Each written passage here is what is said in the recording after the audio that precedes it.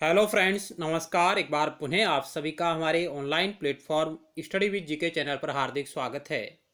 तो आज हम राजनीति विज्ञान नागरिक शास्त्र विषय के अंतर्गत एक बार पुनः उदारवादी विचारधारा पर आधारित सेंस प्रश्नों के बारे में बात करेंगे। ये हमारा पार्ट 2 रहेगा, क्योंकि पार्ट 1 में भी हमने उदारवादी विचारधारा क्या है इसके बारे में और साथ ही कुछ महत्वपूर्ण सवालों के बारे में बात की थी। तो आज पार्ट 2 में और महत्वपूर्ण सवालों के बारे में बात करेंगे। लगभग 30 MCQ है और इसका तीसरा पार्ट भी आपके समक्ष आएगा। तो आइए शुरुआत करते हैं बिना किसी देरी के। तो आज की इस वीडियो लेक्चर का पहला सवाल आपकी स्क्रीन पर रहा। ये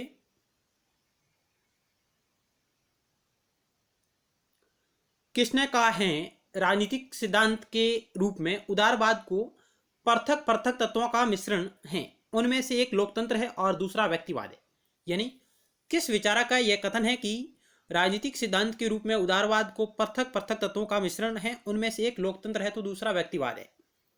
ऑप्शन 1 मैकवर्गन, ऑप्शन 2 हेकर, ऑप्शन 3 नॉजिक, ऑप्शन 4 लाइब्राइस। तो इस सवाल का राइट उत्तर होगा ऑप्शन 1 मैकवर्गन का यह कथन है। उन्होंने कहा कि राजनीतिक सिद्धांत के रूप में उदारवाद को पृथक पृथक तत्वों का मिश्रण है, जिनमें एक तत्व है लोकतंत्र और दूसरा तत्व है व्यक्तिवाद। ऑप्शन 1 आपका राइट होगा, मैकवर्गन का यह कथन है। अगला सवाल 2 नंबर आपकी स्क्रीन पर रहा। ये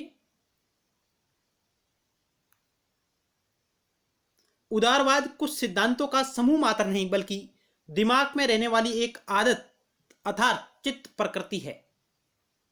यह कथन किसका है कि उदारवाद कुछ सिद्धांतों का एक समूह मात्र ही नहीं बल्कि दिमाग में रहने वाली एक आदत है।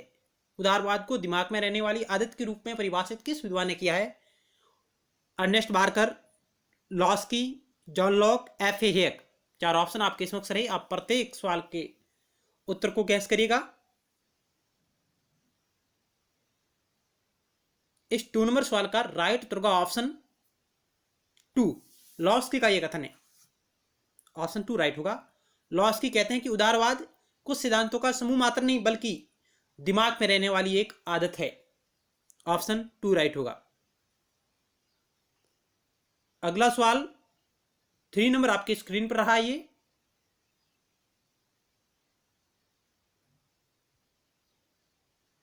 किसने कहा है कि मध्यकाल के अंत में नवीन आर्थिक समाज के उदय के कारण ही उदारवाद की उत्पत्ति हुई?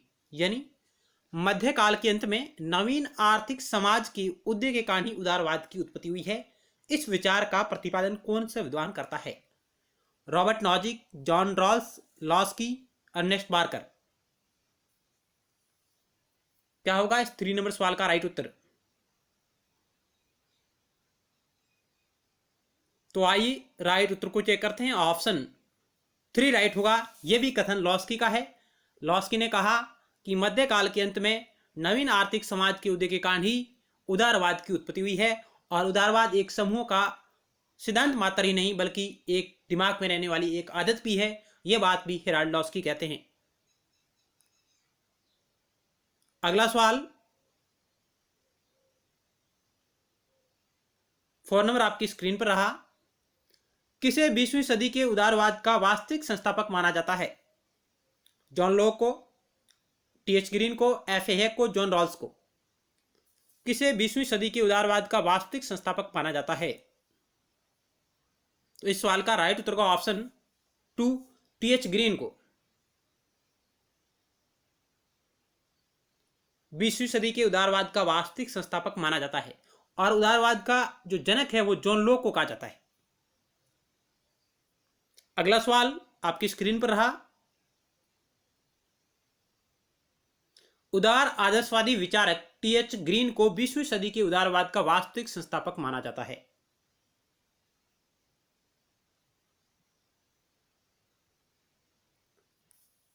इनके अलावा आप हमारे YouTube channel study with GK की प्लेलिस्ट पर जा सकते हैं, जहां आपको राजनीति विज्ञान, नागरिक शास्त्र और लोक प्रशासन विषय पर आधारित और अन्य महत्वपूर्ण वीडियो सीरीज वहां पर उपलब्ध है, आपको देखने को मिलेगी। अगला सवाल आपकी स्क्रीन पर रहा 5 नंबर। किस विचारक ने अपनी पुस्तक लिबरलिज्म में 9 प्रकार की स्वतंत्रताओं का वर्णन किया है? किस विचारक ने अपनी पुस्तक लिबरलिज्म में 9 प्रकार की स्वतंत्रताओं का वर्णन किया है? John Locke, Hobhouse, Laski, TH green.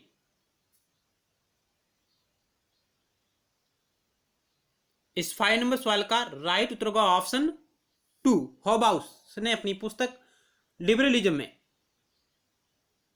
9 प्रकार की स्वतंत्रताओं का वर्णन किया है। ऑप्शन 2 राइट होगा।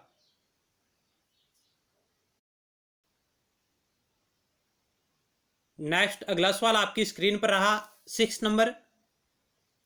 किसका कहना है कि मुक्त मानव समाज में आर्थिक स्वतंत्रता पर अधिक जोर दिए जाने के कारण समसामयिक उदारवाद समाजवाद से काफी दूर हो गया? 4 ऑप्शन आपके समक्ष रहे।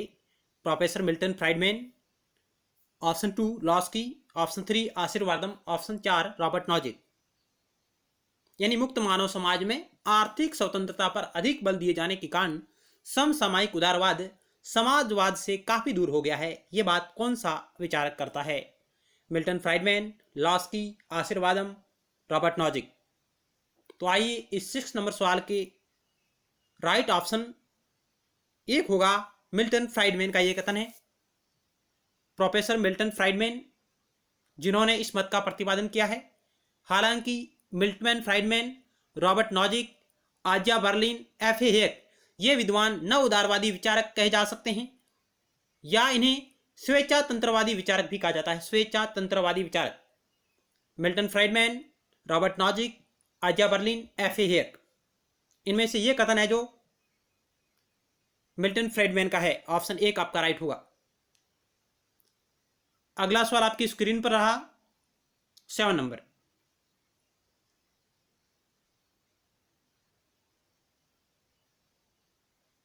निम्नलिखित में से कौन ब्रिटिश उदारवाद तथा जर्मन आदर्शवाद के समन्वित रूप का प्रतिनिधित्व करता है? यानी इनमें से कौन सा विद्वान है जो ब्रिटिश उदारवाद तथा जर्मन आदर्शवाद के समन्वित रूप का प्रतिनिधित्व करता है? John Stuart Mill, John Locke, TH Green, Hobhouse. इस 7 नंबर सवाल का राइट उत्तर होगा ऑप्शन 3 टीएच ग्रीन, जिन्हें 20वीं सदी के उदारवाद का वास्तविक संस्थापक भी माना जाता है। टीएच ग्रीन को, जो अंग्रेजी उदारवाद या ब्रिटिश उदारवाद तथा जर्मन आदर्शवाद के समन्वित रूप का प्रतिनिधित्व करता है। TH Green. अगला सवाल आपकी स्क्रीन पर रहा 8 नंबर। निम्नलिखित में से कौन सा एक उदारवाद से मेल नहीं खाता है? लोक कल्याणकारी राज्य, प्रतिनिधि सरकार, बुजुर्गवा राज्य, सीमित सरकार। निम्नलिखित में से कौन सा एक उदारवाद से मेल नहीं खाता है? लोक कल्याणकारी राज्य, प्रतिनिधि सरकार, बुजुर्गवा राज्य, सीमित सरकार। इस सवाल का राइट उत्तर का ऑप्शन सी बुजुर्गवा राज्य, जो उदारवाद से मेल नहीं खाता है, जबकि सीमित सरकार, प्रतिनिधि सरकार और लोक कल्याणकारी राज्य ये उदारवाद से संबंधित है। उदारवाद भी 2 प्रकार की प्रकृति का वर्णन करता है, नकारात्मक और सकारात्मक उदारवाद। इसलिए बुजुर्गवा राज्य ये उदारवाद से मेल नहीं खाता है। ऑप्शन सी राइट होगा। अगला सवाल,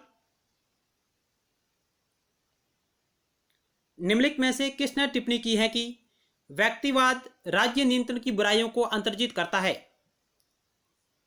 व्यक्तिवाद राज्य नियंत्रण की बुराइयों को अंतर्जित करता है, यह कथन किस विद्वान का है?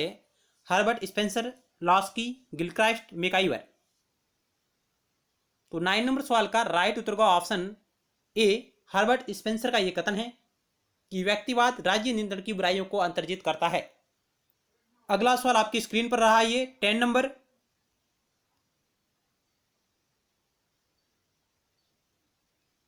उदारवाद का आर्थिक औचित्य निम्न में से किस विद्वान द्वारा प्रस्तुत किया गया? जॉन लॉक द्वारा, टीएच ग्रीन द्वारा, एडम स्मिथ द्वारा, जेएस मिल द्वारा। क्या होगा 10 नंबर सवाल का राइट उत्तर? उदारवाद का आर्थिक औचित्य निम्न में से किस विद्वान द्वारा प्रस्तुत किया गया था? तो राइट उत्तर होगा ऑप्शन सी एडम स्मिथ द्वारा, वेल्थ ऑफ नेशंस जिनकी प्रसिद्ध रचना है, जिसमें उन्होंने उदारवाद का आर्थिक औचित्य प्रस्तुत किया था। ऑप्शन सी राइट होगा। अगला सवाल, उदारवाद का मौलिक बुनियादी सिद्धांत है व्यक्तिगत स्वतंत्रता, सामाजिक न्याय, समानता, राष्ट्रवाद। उदारवाद का मौलिक या बुनियादी सिद्धांत क्या है? तो राइट उत्तर का ऑप्शन ए, व्यक्तिगत स्वतंत्रता पर यह बल देता है सर्वाधिक। ऑप्शन ए राइट होगा। अगला सवाल 12 नंबर आपकी स्क्रीन पर है। जो दर्शन उदारवाद का कट्टर विरोधी है वह कौन सा है? व्यक्तिवाद, पूंजीवाद, मार्क्सवाद, फांसीवाद। जो दर्शन उदारवाद का कट्टर विरोधी है वह कौन सा दर्शन है? 4 ऑप्शंस आपके समक्ष रहे। व्यक्तिवाद, पूंजीवाद, मार्क्सवाद, फांसीवाद।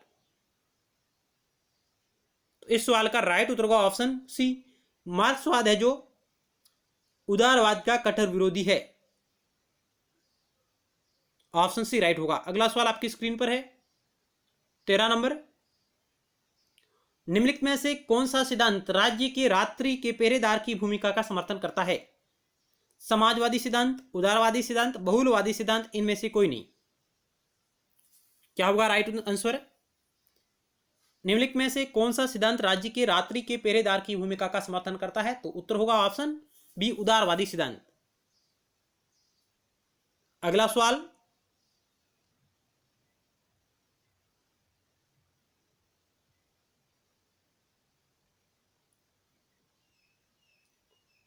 स्वेच्छातंत्रवाद का श्रेष्ठतम आधुनिक समर्थक निम्नलिखित में से कौन है?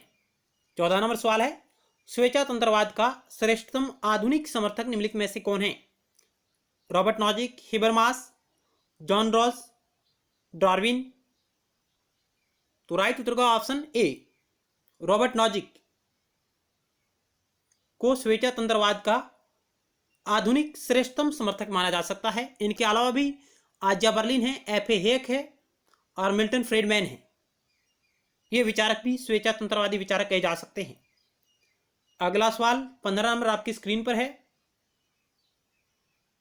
रॉल्स का उदारवाद आधारित है सुख के उपयोगितावादी सिद्धांत पर, एक व्यापक नैतिक सिद्धांत पर, एक सारभूत तात्विक सिद्धांत पर, कांट के रचनात्मकतावाद पर। रॉल्स का उदारवाद किस पर आधारित है? 4 ऑप्शन आपके समक्ष रहे, आपको राइट ऑप्शन का चयन करना है। तो राइट उत्तर का ऑप्शन डी, कांट के रचनात्मकतावाद पर आधारित है रॉल्स का उदारवाद। ऑप्शन डी राइट होगा। अगला सवाल आपके स्क्रीन पर है 16 नंबर। सभी कुछ राज्य में निहित हैं और राज्य के बाहर कुछ भी नहीं है, राज्य ही सर्वोपरि है, इस विशेषता का प्रतिपादन हुआ समाजवाद में, उदारवाद में, साम्यवाद में, फांसीवाद में। सब कुछ राज्य में निहित है, राज्य के बाहर कुछ भी नहीं है, राज्य ही सर्वोपरि है, इस विशेषता का प्रतिपादन हुआ। क्या होगा इस सवाल का राइट उत्तर? ऑप्शन 4 आपके समक्ष रहे, ए, बी, सी और डी। ऑप्शन डी राइट होगा, फांसीवाद में, फांसीवादी विचारधारा। ऑप्शन डी राइट होगा। अगला सवाल आपकी स्क्रीन पर है 18 नंबर। वर्तमान में पक्षवेलन राज्य का सिद्धांत theory of roll back state को निम्नलिखित में से किससे संबंध किया जा सकता है? फांसीवाद से, गांधीवाद से, उदारवाद से, मार्क्सवाद से। वर्तमान में पक्षवेलन राज्य का सिद्धांत theory of roll back state को निम्नलिखित में से किससे संबंध किया जा सकता है? फांसीवाद, गांधीवाद, उदारवाद और मार्क्सवाद। 4 ऑप्शन आपके समक्ष रहे, ए, बी, सी और डी। तो राइट उत्तर का ऑप्शन सी, उदारवाद के साथ इसे जोड़ा जा सकता है। ऑप्शन सी राइट होगा। अगला सवाल 19 नंबर आपकी स्क्रीन पर रहा। निम्नलिखित में से कौन सा विचारक उदारवाद से संबंधित है? कांट, लोक, टी.एच. Green, Ernest Barker. निम्नलिखित में से कौन सा विचारक उदारवाद से संबंधित है? कांट, लोक, टी.एच. ग्रीन और अर्नेस्ट बार्कर। नीचे दिए गए संकेतों में से सही उत्तर का चयन करिए। ऑप्शन ए पहला, दूसरा, तीसरा, ऑप्शन बी पहला, तीसरा, चौथा, ऑप्शन सी पहला, दूसरा, तीसरा, चौथा और ऑप्शन डी पहला, दूसरा और चौथा। क्या होगा 19 नंबर सवाल का राइट उत्तर? ऑप्शन चयन कीजिएगा। यदि आपको हमारे द्वारा किया जा रहा प्रयास अच्छा लग रहा हो तो आप इसे लाइक करें और अपने मित्रों के साथ ज़्यादा से ज़्यादा शेयर करिएगा। और आप पहली बार इस चैनल को देख रहे हैं तो आप इसे सब्सक्राइब जरूर करें और पास में बेल के आइकन को भी जरूर दबाइएगा ताकि नेक्स्ट टाइम वीडियो सीरीज का नोटिफिकेशन आपके पास तुरंत पहुंच जाए। तो ऑप्शन सी राइट होगा। ये चारों विद्वान उदारवाद के समर्थक है, जिनमें जॉन लॉक को उदारवाद का जनक कहा जाता है और जॉन लॉक शास्त्रीय उदारवाद या उदात्त उदारवाद या नकारात्मक उदारवाद के रूप में परिभाषित है। बाकी कांट, टी.एच. ग्रीन और अर्नेस्ट बार्कर ये सकारात्मक उदारवादी विचारक कहे जा सकते हैं। अगला सवाल आपकी स्क्रीन पर रहा, उदारवाद निश्चित दर्शन कब बना? 17वीं शताब्दी में, 18वीं शताब्दी में, 19वीं शताब्दी में, 20वीं शताब्दी में? तो राइट उत्तर होगा ऑप्शन 3, 19वीं शताब्दी में उदारवाद निश्चित दर्शन बना। ऑप्शन 3 राइट होगा। 19वीं शताब्दी में उदारवाद को निश्चित दर्शन बनाने का श्रेय जे.एस. मिल, एडम स्मिथ, हर्बर्ट स्पेंसर जैसे विचारकों को जाता है। उदारवादी विचारक व्यक्तिगत स्वतंत्रता व राज्य की सत्ता को परस्पर विरोधी मानते हैं। यानी उदारवादी विचारक व्यक्तिगत स्वतंत्रता और राज्य की सत्ता को परस्पर विरोधी मानते हैं और इस कारण वे इस निष्कर्ष पर पहुंचते हैं कि सर्वोत्तम राज्य वह है जो न्यूनतम शासन करे, यानी सबसे अच्छा स्टेट वही होगा जो व्यक्ति के जीवन में कम से कम हस्तक्षेप करे। अगला सवाल आपकी स्क्रीन पर रहा है, ये 21 नंबर सवाल आपकी स्क्रीन पर है। राज्य की प्रकृति और कार्यों की उदारवादी अवधारणा का सर्वोत्तम प्रतिपादन किसकी रचनाओं में पाया जाता है? यानी राज्य की प्रकृति और कार्यों की उदारवादी अवधारणा का सर्वोत्तम प्रतिपादन किसकी रचनाओं में पाया जाता है? John Locke, Karl Marx, Bernard Bosanquet, Norman Angell? 21 number सवाल का राइट उत्तर होगा ऑप्शन ए, जॉन लॉक की रचनाओं में उदारवादी अवधारणा का सर्वोत्तम प्रतिपादन उन्होंने किया था। ऑप्शन ए आपका राइट होगा। यहां पर कुछ व्याख्या दी गई है। जॉन लॉक को उदारवाद का जनक माना जाता है। उदारवाद के विकास में जॉन लॉक की भूमिका पर प्रकाश डालते हुए एम सेलिगर विद्वान हैं जिन्होंने the liberal politics of John Locke, ये उनकी रचना है एम सेलिगर की, the liberal politics of John Locke में लिखा है कि लॉक ऐसा पहला राजनीतिक दार्शनिक था जिसने आधुनिक उदारवाद को चिंतन की विस्तृत और प्रभावशाली पद्धति के रूप में प्रस्तुत किया है। यानी एम सेलिगर जैसे विद्वान लिखते हैं the liberal politics of John Locke पुस्तक में कि लॉक ऐसा पहला राजनीतिक दार्शनिक था जिसने आधुनिक उदारवाद को चिंतन की विस्तृत और प्रभावशाली पद्धति के रूप में पेश किया है। आगे लॉक की प्रसिद्ध रचना two treatise of civil government, two treatise of civil government ऐसी रचना है जिसमें उदारवादी अवधारणा का सर्वोत्तम प्रतिपादन किया गया है। जॉन लॉक की रचना है two treatise of civil government, जिसमें उन्होंने उदारवादी अवधारणा का प्रतिपादन किया है। यह पुस्तक भी कई बार परीक्षाओं में आई हुई है। अगला सवाल आपकी स्क्रीन पर रहा, 17वीं सदी के प्रसिद्ध राजनीतिक विचारक जॉन लॉक को उदारवाद का जनक माना जाता है। लॉक ने अपने कृत्य two treatise of civil government के अंतर्गत राज्य शक्ति के दैवीय अधिकार के सिद्धांत का खंडन किया तथा राज्य को न्यास कहा जिसका लक्ष्य लोगों के प्राकृतिक अधिकारों का संरक्षण करना है। यानी लॉक ने अपनी पुस्तक टू ट्रीटाइजेस ऑफ सिविल गवर्नमेंट के अंतर्गत राज्य शक्ति के दैवीय सिद्धांत का खंडन करते हुए राज्य को न्यास की संज्ञा दी और प्राकृतिक अधिकारों का उन्होंने संरक्षण किया। उन्होंने 3 प्रकार के मुख्य रूप से प्राकृतिक अधिकार बताए हैं, जीवन, स्वतंत्रता और संपत्ति का अधिकार, जिनमें वह संपत्ति के अधिकार पर सर्वाधिक महत्वपूर्ण उसे मानता है। और इंग्लैंड को उदारवाद का घर भी कहा जाता है, इंग्लैंड को उदारवाद का घर कहा जाता है। ये फैक्ट भी आप नोट करिएगा। चलते हैं अगले सवाल की ओर। 22 नंबर सवाल, इंग्लिश उदारवाद में समष्टिवादी विद्रोह के प्रणेता थे टी.एच. ग्रीन, ब्रेडले, बोसांके उपरांत सभी। इंग्लिश उदारवाद में समष्टिवादी विद्रोह के प्रणेता कौन थी? इस सवाल का राइट उत्तर होगा option D, TH. Green, Bradley और बोसांके। ये सभी विद्वान है जो इंग्लिश उदारवाद में समष्टिवादी विद्रोह के प्रणेता माने जाते हैं।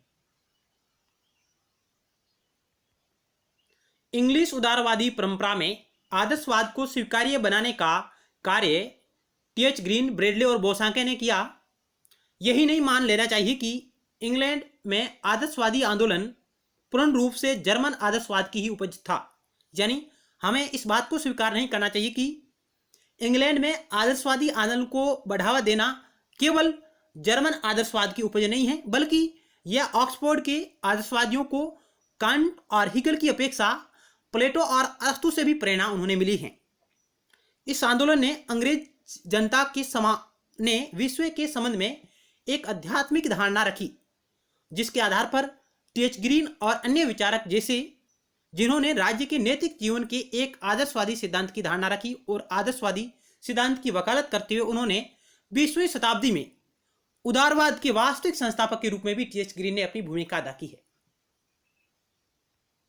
अगला सवाल आपकी स्क्रीन पर रहा 23 नंबर। निम्नलिखित में से कौन सा एक सही वक्तव्य है? आपको सही कथन का चयन करना है। 4 ऑप्शन आपके समक्ष रहे। ऑप्शन ए, एक कल्याणकारी राज्य समाजवादी राज्य होना आवश्यक है। ऑप्शन बी, एक पूंजीवादी राज्य भी एक कल्याणकारी राज्य हो सकता है। ऑप्शन सी, एक समाजवादी राज्य एक उदारवादी राज्य हो सकता है। ऑप्शन डी, एक उदारवादी राज्य को उत्पादन के साधनों पर नियंत्रण रखना चाहिए। इनमें से आपको सही वक्तव्य का चयन करना है, सही कथन का आपको चयन करना है। 4 ऑप्शन आपके समक्ष रहे हैं, ए, बी, सी और डी।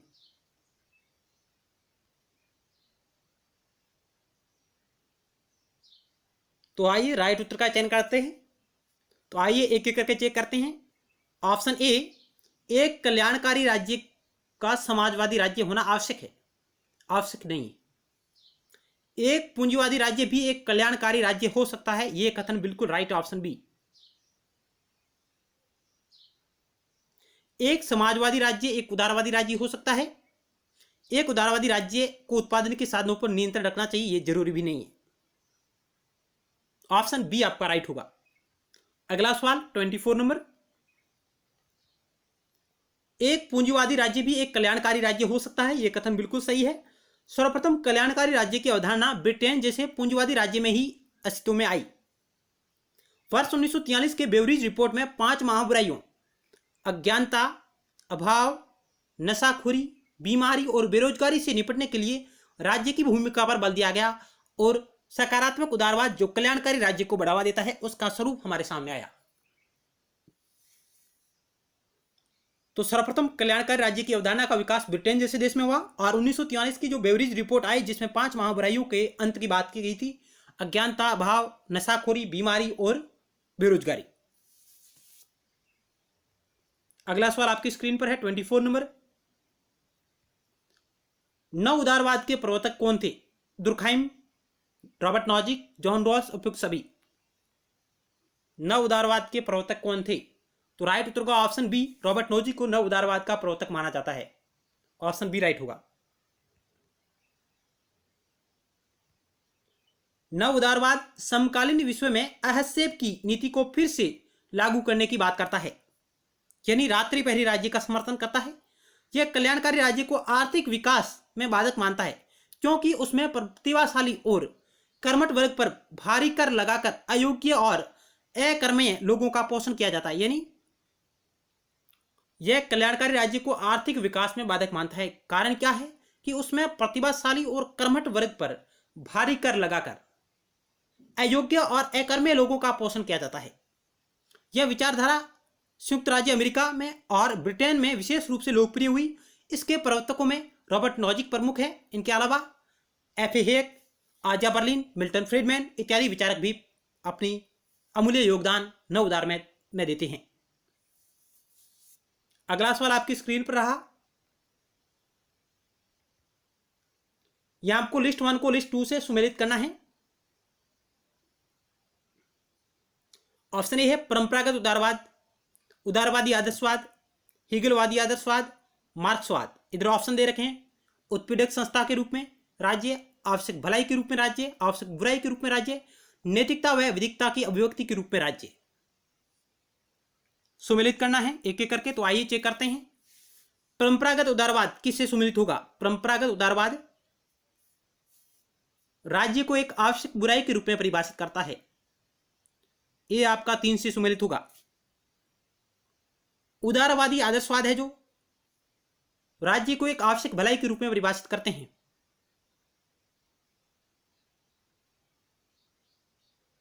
बी आपका 2 से सुमेलित होगा। और हिगलवादी आदर्शवाद जो राज्य को नैतिकता व विधिकता की अभिव्यक्ति मानते हैं, नैतिकता और विधिकता की अभिव्यक्ति मानते हैं हिगलवादी आदर्शवाद। और मार्क्सवाद है जो राज्य को एक उत्पीड़क संस्था के रूप में परिभाषित करता है। डी आपका 1 से सुमेलित होगा। ए आपका 3 से, बी आपका 2 से और सी आपका 4 से। इस प्रकार आज हमने इस वीडियो लेक्चर के माध्यम से उदारवादी विचारधारा पर आधारित अन्य महत्वपूर्ण सवालों के बारे में चर्चा की। ये हमारा पार्ट 2 था और पार्ट 3 में भी हम और महत्वपूर्ण सवालों के बारे में बात करेंगे। यदि आपने पार्ट 1 को नहीं देखा तो आप उसे भी जरूर देखिएगा। मिलते हैं नेक्स्ट टाइम एक नए टॉपिक के साथ और महत्वपूर्ण सवालों के साथ। तब तक के लिए धन्यवाद।